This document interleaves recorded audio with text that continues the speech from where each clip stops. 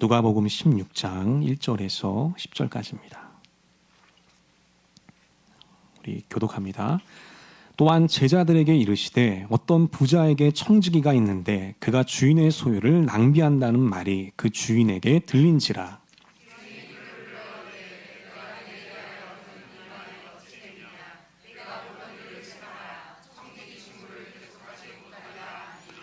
청지기가 속으로 이르되 주인이 내 직분을 빼앗으니 내가 무엇을 할까? 땅을 파자니 힘이 없고 비로 먹자니 부끄럽구나.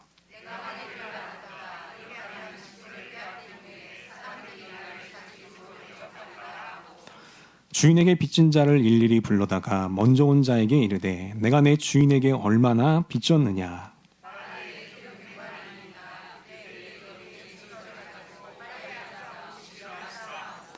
또 다른 이에게 이르되 너는 얼마나 빚졌느냐. 이르되 밀 100석이니이다. 이르되 여기 내 증서를 가지고 80이라 쓰라 하였는지라.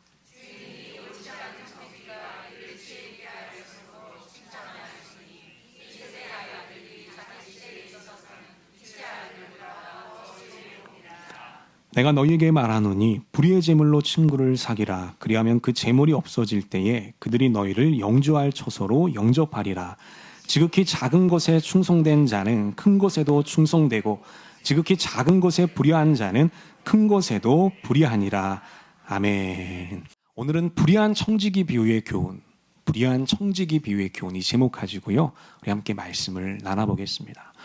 여러분 2008년도에 이 전 세계를 강타했던 사건이 있었습니다.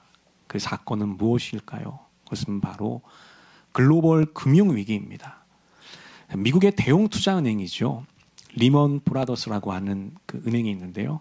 그 은행이 파산하게 되면서 결정적인 도화선을 제공했기 때문에 리먼 브라더스 사태라고도 불립니다. 여러분 그 당시 많은 기업들이 도산했고요. 또 수많은 사람들이 일자리를 잃었습니다. 자, 그런데 그 혼란한 시기 속에서도요. 아주 특별한 일화가 하나 있습니다.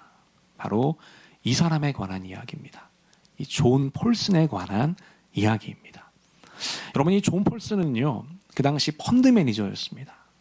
그런데 어느 순간 이 폴슨은 미국 부동산 시장이 매우 과열되어 있다는 사실을 알게 됩니다. 보니까요. 거품이 많이 끼어 있었고요. 또 돌아가는 시장 구조, 이 재정 구조가 매우 허술하다는 사실을 발견하게 됐습니다. 자, 그래서 실제로 2006년부터 이 폴슨은 부동산 시장이 붕괴될 것이라고 예측을 했습니다. 또 자기 예측대로 그렇게 투자를 이어나갔습니다. 그러니까 많은 사람들이 그 당시 부동산 상승세에 투자를 하고 있었는데 이 폴슨은 부동산 하락세에 투자를 했던 것이죠. 소위 공매도 투자를 했던 것입니다. 여러분 당시 많은 전문가들은요. 이 폴슨이 미쳤다고 생각했어요. 자, 그런데 결과는 어떻게 됐을까요? 결과는요. 진짜로 부동산 시장이 붕괴되었다는 것이죠. 많은 기업들과 개인들이요.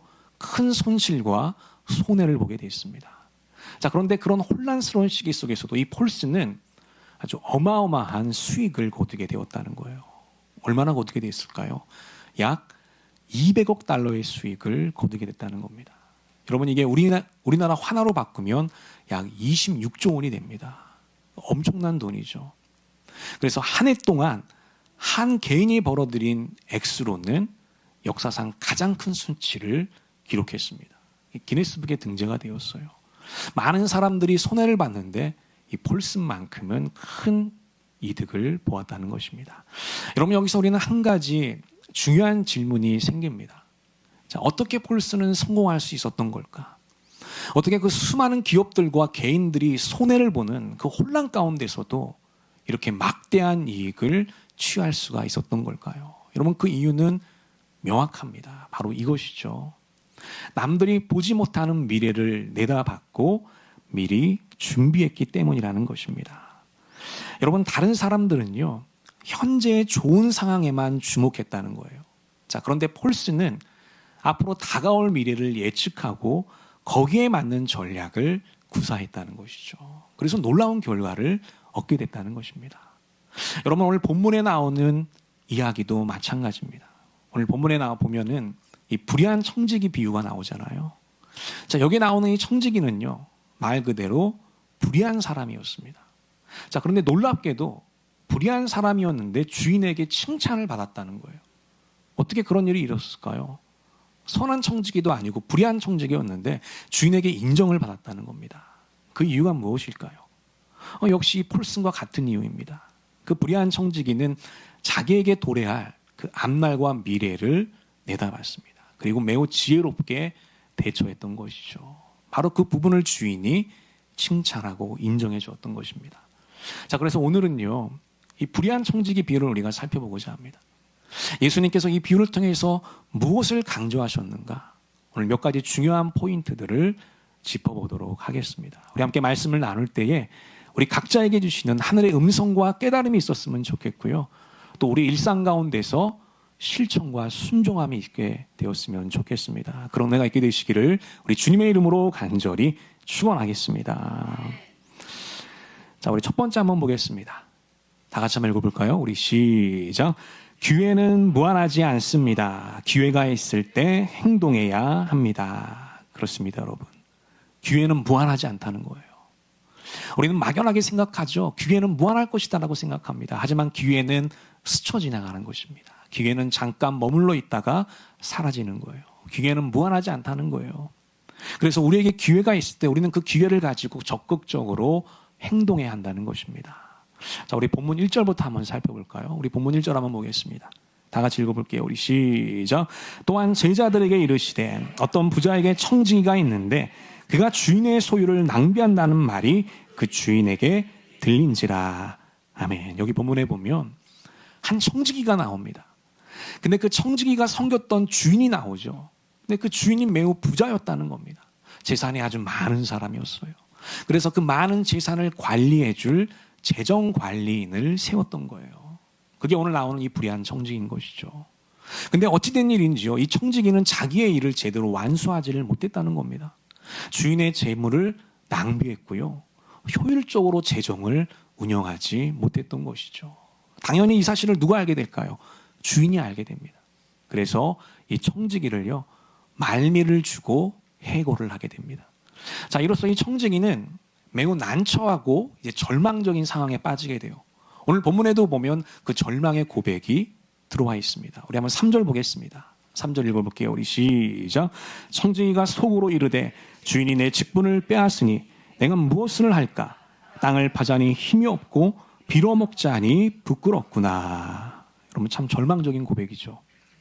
아마도 이 청지기는 평생을 이 돈과 관련된 일을 했던 것 같아요. 그래서 이 집에서 쫓겨나게 되면 다른 일을 전혀 할 수가 없는 상황이었습니다. 참 난처한 상황이었던 것이죠. 하지만 이 청지기는 오랜 국립 끝에 한 가지 전략을 짜게 됩니다. 자, 그 전략을 통해서 앞으로 다가올 자기의 그 불안한 미래를 대처하게 됩니다. 여러분, 그 전략은 무엇일까요? 이 청지기는 어떻게 대비했을까요? 바로 주인의 채무장부를 변경을 했다는 것입니다. 자, 우리 본문 5절과 6절도 한번 읽어볼게요. 우리 읽어보겠습니다. 우리 시작. 주인에게 빚진 자를 일일이 불러다가 먼저 온 자에게 이르되 내가 내 주인에게 얼마를 빚졌느냐? 말하되 기름 100마리니이다. 이르되 여기 내 증서를 가지고 빨리 앉아 50이라 쓰라 하고.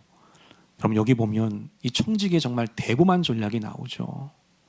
먼저 이 청지기는요, 이 주인에게 빚진 자들, 이 채무자들에게 다 연락을 돌립니다. 자기에게 오라는 것이죠. 그래서 오는 순서대로 그 빚을 탕감해 줬다는 거예요. 오늘 본문에 보면 두 가지 사례가 나옵니다. 먼저 기름 100마를 지은 빚진 자가 나오죠. 그에게 얼마나 경감시켜 줬습니까? 50말로 경감을 시켜줬어요. 또 하나 밀 100석을 빚진 자가 나옵니다. 그에게는 밀 80석으로 변경을 해줬던 것이에요. 이렇게 채무의 정도를 이제 탕감해 주었던 것이죠. 여러분, 여기서 우리는 한 가지 궁금증이 생겨요. 그게 뭐냐면 왜 이 청지기는 이런 전략을 구사했을까라는 거예요. 왜냐하면 우리가 얼핏 보면 매우 위험한 일처럼 보이기 때문입니다. 자기 채무장부도 아니고 누구 채무장부예요? 주인 거잖아요. 자기 마음대로 고치고 있는 거잖아요. 어떻게 보면 참 아슬아슬하게 보이기도 합니다. 근데 왜 이런 위험한 전략을 구사했을까? 자, 우리가 얼핏 생각해 보면 이게 참 위험한 일처럼 보이는데 우리가 곰곰이 생각해 보면 청지기 입장에서는요, 이 전략이 정말로 유익한 전략이었다는 것입니다. 두 가지 유익함이 있었다는 겁니다. 여러분, 첫 번째 유익함은요, 채무자들에게 호감을 얻게 됐다는 것이에요. 너무나도 당연한 일이죠. 채무자들의 이 부채를 탕감해 줬잖아요. 채무자들이 좋아할 수밖에 없죠. 자, 그러니 이 청지기는 집에서 쫓겨나게 돼도 자기를 얼마든지 도와줄 수 있는 수많은 동지들을 미리 만들어 놨던 거예요. 이게 첫 번째 유익함입니다. 그리고 두 번째 유익함은요, 절대로 이 작전은 주인에게 들킬 일이 없다는 거예요. 여러분, 이 청지기가 왜 해고가 됐죠? 왜 집에서 쫓겨나게 됐습니까? 그 이유가 무엇입니까? 바로 주인의 재산을 낭비했기 때문이죠. 그러니까 이 주인도요, 자기 재산이 어느 정도 손실됐다는 것을 알고 있는 상태입니다. 여러분, 이런 상태에서 빚을 탕감해 줬잖아요.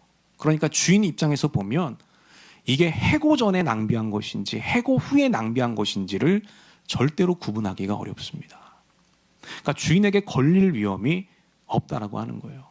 그러니까 이 청지기는 정말로 교묘하고 아주 영리하게 작전을 짰던 것입니다. 자, 그래서 주인에게 칭찬을 들었던 것이죠. 그 칭찬이 8절에 나와 있습니다. 우리 8절 한번 읽어보겠습니다. 다 같이 읽습니다. 우리 시작. 주인은 그 불의한 청지기를 칭찬하였다. 그가 슬기롭게 대처하였기 때문이다. 이렇게 청지기는 주인에게 칭찬을 받았습니다. 그리고 우리 예수님에게도 인정을 받았죠. 아주 재빠르게 행동해서 자기의 미래를 도모했기 때문입니다. 이 청지기는 자기가 갖고 있는 그 기회를 아주 적극적으로 활용해서 자기의 인생을 준비했던 것이죠. 바로 그 장면을 보시고 예수님이 칭찬을 해주셨던 것입니다. 여러분, 여기서 우리는 한 가지 중요한 사실을 배우게 됩니다. 바로 기회는 있을 때 활용해야 한다는 것입니다. 한번 따라해 볼게요. 기회는 있을 때 활용해야 됩니다. 여러분, 하나님은요, 우리 모두에게 기회를 주셨습니다. 예외가 없습니다. 하나님은 우리 모두에게 공평한 기회를 주셨어요. 하나님은 우리들에게 젊음이란 기회를 주셨습니다. 젊음뿐만이 아니라 우리들에게 완숙함이란 기회도 주셨습니다. 하나님은 우리들에게 건강이란 기회를 주셨죠. 하나님은 우리들에게 직장이라고 하는 기회를 주셨습니다. 하나님은 우리들에게 가정이라는 기회를 주셨어요. 그리고 무엇보다도 오늘을 살아갈 수 있는 현재라고 하는 기회를 주셨다고 하는 거예요. 이 모든 것들이 하나님이 주신 기회라고 하는 것입니다. 그런데 문제는 뭐냐면 이 기회는 무한하지가 않다는 거예요. 오늘 이 청지기 비유에서 볼 수 있듯이요, 이 청지기에게는 시간이 제한적이었잖아요. 근데 그 제한된 시간을 적극적으로 활용했던 것이죠. 하나님이 우리에게 주신 기회도 마찬가지라는 거예요. 우리에게 주신 기회는 무한하지 않다는 겁니다. 영원하지 않다는 겁니다. 여러분, 우리의 젊음은 무한하지 않습니다. 우리의 건강은 영원하지 않습니다. 우리의 직장이나 우리의 가정도 무한하지 않다는 것이에요. 그래서 그 가장 좋을 때를 놓치면요, 다시 그때로 돌아가기가 힘들다는 겁니다. 우리가 이 사실을 꼭 기억해야 돼요. 가장 좋은 순간, 가장 좋을 타이밍을 놓치면 다시 그때로 돌아가기가 불가능하다는 거예요. 여러분, 그렇기 때문에 하나님이 오늘 우리에게 주신 이 기회를 우리는 적극적으로 누리고 활용해야 한다는 것이죠. 저는 우리 모든 전민의 성도들이요, 하나님이 여러분들에게 주신 그 기회를 마음껏 누리고 활용할 수 있는 그런 지혜로운 신앙인들이 되기를 주님의 이름으로 간절히 축원하겠습니다. 여러분, 특별히 오늘 나에게 주신 기회가 무엇인지를 점검해 봤으면 좋겠습니다. 그래서 젊음이 있다면 그 젊음으로요, 완숙함이 있다면 그 완숙함으로요, 물질이 있다면 그 물질로요, 하나님을 섬기고 이웃들을 섬기는 우리 모두가 되었으면 좋겠습니다. 우리가 그렇게 살아갈 때 여러분, 우리를 통해서 많은 영혼들이 하나님께로 돌아오게 될 것이고요, 또 우리의 인생이 더 풍성한 인생이 될 것이고요, 그렇게 기회를 활용하는 과정 가운데 여러 가지 하나님의 놀라운 은혜들을 경험하게 될 것입니다. 우리 모두에게 그런 은혜가 있게 되시기를 우리 주님의 이름으로 간절히 축원하겠습니다. 여러분, 첫 번째가 뭐죠? 기회는 무한하지 않다. 기회가 있을 때 그 기회를 적극적으로 활용하라고 하는 것입니다. 두 번째 한번 보겠습니다. 자, 두 번째 포인트를 다 같이 읽어볼게요. 우리 시작. 하나님의 자녀들은 늘 깨어 있어야 합니다. 세상의 자녀들보다 더 지혜로워야 합니다. 그렇습니다, 여러분. 빛의 자녀들, 하나님의 자녀들은요, 늘 깨어 있어야 한다는 거예요. 그리고 이 세상의 자녀들보다 어떻게 된다? 더 지혜롭고 현명한 사람이 되어야 한다는 겁니다. 여러분, 우리는 그렇게 될 수 있습니다. 하나님이 주신 능력으로 우리는 그렇게 될 수 있다라고 하는 것이죠. 여러분, 오늘 본문에 보면 사실 한 가지 불편한 요소가 하나 있습니다. 자, 그게 뭐냐면 바로 이 청지기의 범죄 행위입니다. 여러분, 이 청지기는 아주 약삭빠르게 행동했죠. 자, 그런데 우리가 엄밀히 보면 이 청지기는 범죄를 저지른 것이죠. 자, 우리나라 법률로 보면은요, 이 청지기는 배임죄와 사문서 위조죄에 해당이 됩니다. 그러니까 결코 가벼운 죄가 아니라는 거예요. 무거운 죄입니다. 그런 불법적인 행위를 통해서 개인의 이득을 취했던 것이죠. 근데 놀라운 건 뭐냐면 주인도 그를 인정해 주었고요.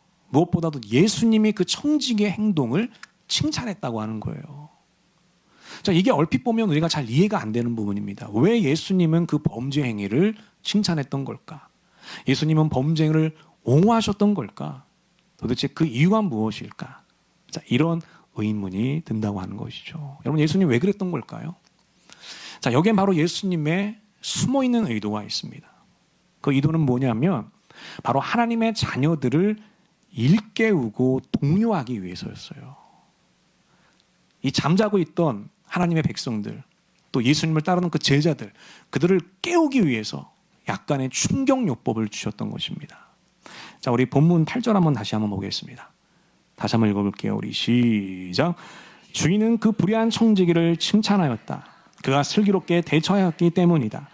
이 세상의 자녀들이 자기네들끼리 거래하는 데는 빛의 자녀들보다 더 슬기롭다.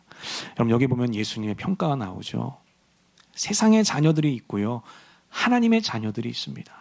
자, 그런데 놀랍게도 누가 더 슬기롭다는 거예요? 빛의 자녀가 아니라 세상의 자녀들이 더 슬기롭다, 이렇게 말씀했다는 겁니다. 여러분, 왜 이렇게 말씀했던 걸까요? 진짜로 이 세상의 자녀들이 슬기롭기 때문에 그렇게 말씀했던 걸까요? 그게 아니라는 거예요. 자, 이 말씀에 담겨있는 예수님의 의도가 있다는 것이죠. 그게 뭐냐면 바로 이것입니다. 다 같이 한번 읽어볼까요? 우리 시작. 이 세상 사람들도 자기의 목적을 위해서는 열심히 영리하게 움직인다. 하물며 저 세상을 바라보는 너희들은 왜 그만한 열심과 지혜가 없느냐. 이렇게 반문하시면서 책망하셨던 거예요. 예수님의 제자들과 하나님의 자녀들을 일깨워 주셨던 것입니다. 여러분, 정말로 그렇습니다. 이 세상 사람들은요, 세상의 자녀들은요, 돈을 벌기 위해서 밤을 셉니다. 성공을 위해서요, 온갖 계산과 전략들을 동원합니다. 그리고 얼마나 열심히 공부하는지 몰라요. 부동산을 공부하고요, 주식을 공부하고 온갖 지식들을, 정보들을 수집하죠. 그게 세상 사람들의 모습이에요. 여러분, 비단 재산뿐만이겠습니까? 물질뿐만이겠습니까? 자기 건강을 위해서도 얼마나 열심을 내는지 모릅니다. 좋은 약을 찾아 먹고요, 운동을 하고요, 식단까지 조절합니다.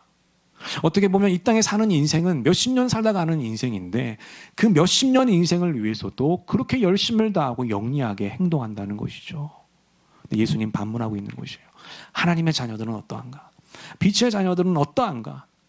너희들은 영원한 하나님의 나라를 바라보며 하나님을 섬기며 살아가는 사람들인데 너희들은 그 영원한 천국을 준비하는 삶을 살고 있는가? 이렇게 반문했던 거예요.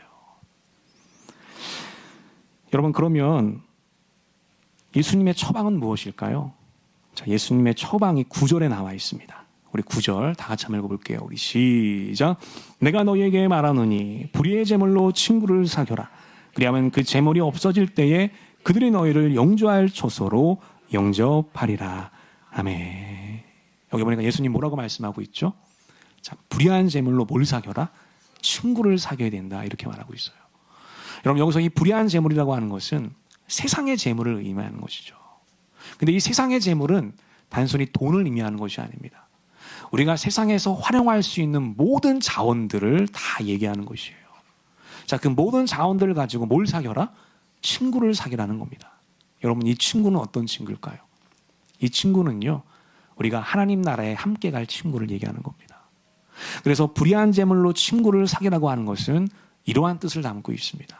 한 번 더 읽어볼게요. 우리 시작. 우리가 사용할 수 있는 모든 자원을 영혼 구원과 하나님의 나라를 위해서 사용하라는 것입니다. 이런 의미를 담고 있다는 거예요. 여러분, 우리 빛의 자녀들, 우리 하나님의 자녀들은요, 자기 자신만의 행복을 추구하는 존재가 아니라고 하는 것이에요. 물론 여러분, 우리들도요, 성공과 행복을 추구해야 됩니다. 될 수 있으면. 왜냐하면 우리가 잘된 만큼 그 행복과 축복을 흘려보낼 수가 있기 때문이죠. 그래서 우리 빛의 자녀들은 단순히 행복한 사람이 돼서는 안 돼요. 단순히 행복한 사람이 아니라 그 행복과 축복을 흘려보낼 수 있는 행복의 유통자들이 되어야 한다는 것입니다. 저는 우리 모든 전민의 성도들이 그렇게 되시기를 우리 주님의 이름으로 간절히 축원하겠습니다. 여러분, 그렇기 때문에 우리가 갖고 있는 이 재물과 이 자원들을 흘려보내야 한다는 거예요. 사람들에게 흘려보내야 한다는 겁니다. 세상에 흘려보내야 한다는 것이죠. 굶주린 자들에게 음식을 줘야 하는 것이고요. 헐벗은 자들에게 의복을 줘야 하는 것이고요. 영혼의 회복이 필요한 자들에게 십자가의 복음을 전해야 한다는 것입니다. 그래서 여러분, 썩어질 재물로 영원한 열매를 만들어 가야 한다는 것입니다. 한번 따라 볼까요? 썩어진 재물로 영원한 열매를 만듭시다. 이게 예수님의 가르침이었던 거예요. 곧 없어질 재물, 썩어진 재물로 천국에 영원히 남을 그 열매와 가치를 만들어 가라. 이것이 바로 불의한 재물로 친구를 사귀라라 하고 하는 예수님의 가르침인 것입니다. 그래서 여러분, 예수님이 또 이렇게 말씀하셨어요. 우리 마태복음 6장 우리 19절 20절 한 번 더 읽어볼까요? 우리 시작.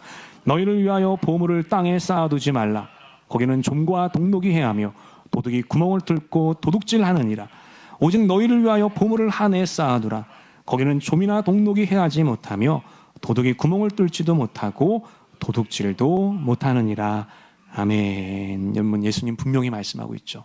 우리의 보물을 어디에 쌓아두라? 하늘에 쌓아두라는 겁니다. 이 땅에 쌓아두면 도둑질 당한다는 거예요. 썩어 없어질 것이라는 겁니다.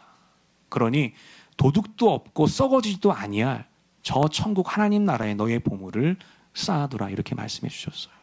무엇이 하늘의 보물을 쌓는 걸까요? 바로 우리의 이 재물과 이 자원들을 흘려보내는 것이죠. 세상을 향해 흘려보내는 것입니다. 영혼권을 향해 흘려보내는 것이죠. 그것이 저 하늘에 우리의 보물을 쌓게 되는 것입니다. 여러분, 우리가 이 세상 떠날 때는 아무것도 가져갈 수가 없어요. 우리는 빈손으로 갈 수밖에 없습니다. 하지만 우리가 하늘의 보물을 쌓게 되면 우리는 하나님의 나라에 가서도 그 보물을 영원히 누릴 수 있게 된다고 하는 것입니다. 저는 우리 모든 전민의 성도들이요, 영원한 것에 투자하는 지혜로운 신앙인들이 되었으면 좋겠습니다. 우리가 그렇게 할 때 우리를 통해서 많은 영혼들이 하나님께로 돌아오게 될 것이고요, 나중에 천국에서 그 영원한 친구들을 만나는 놀라운 경험을 하게 될 줄로 믿습니다. 우리 새롭게 시작하는 이번 한 주에도 우리 하나님의 그 사랑과 임재가 충만한 거룩하고 복된 한 주가 되시기를 우리 주님의 이름으로 간절히 축원하겠습니다. 아멘. 우리 기도하겠습니다. 하나님 아버지, 오늘도 예배와 말씀